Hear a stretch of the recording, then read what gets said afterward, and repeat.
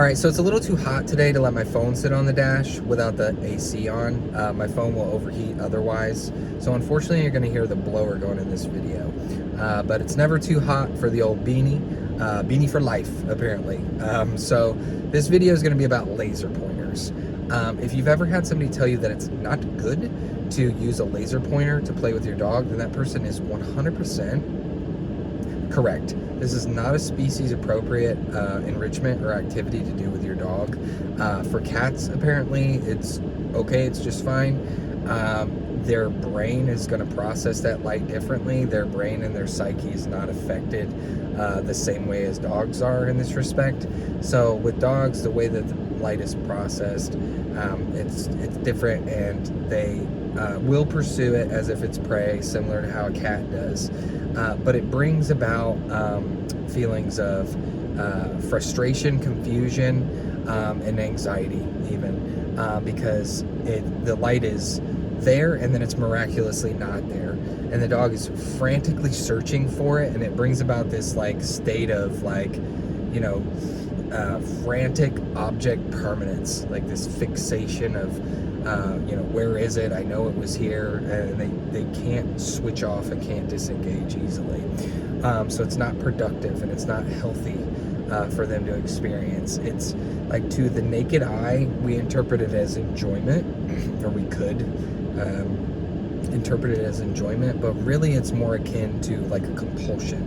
It brings about obsessive compulsive type like behaviors in the dog.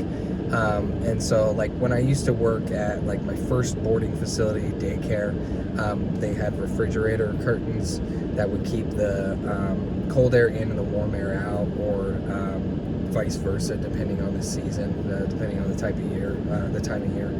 And the light would catch those just right, especially when the wind would be blowing, and it would cast a reflection on the wall or the floor, and the dog would, you know, certain dogs would like, you know, be tracking it and just like fixated on it, and everything else was like background and immaterial to them. Like they had this like tunnel vision, and sometimes it would be cast on the floor and they would dig incessantly at it, just dig, dig, dig, dig, dig, dig, dig, nothing else mattered.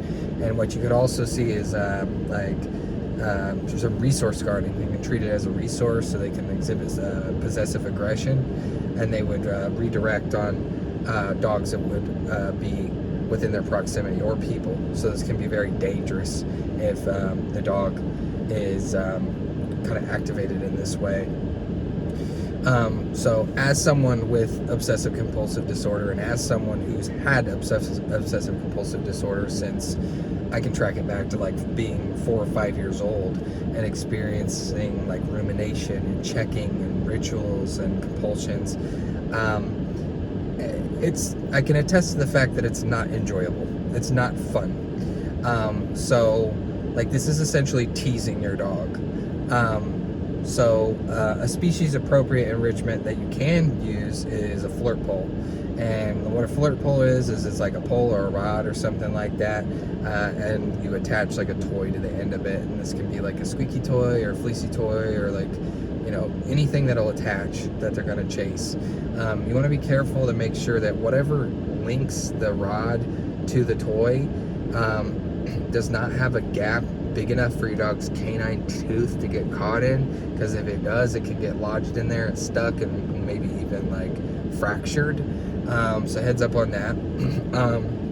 But yeah, you can just like drag it around and have them chase it, and then like the body will become inert, and they let them catch it and they kill it, and then you reanimate the body again, and it runs around and they chase it down, and so on and so forth. Okay. But there's an end game to that. So anyway, if you have entertained the notion of using like a laser pointer or something like that to keep your dog active and to wear your dog out, like, I would strongly caution you not to do that. And I appreciate you watching. Thanks.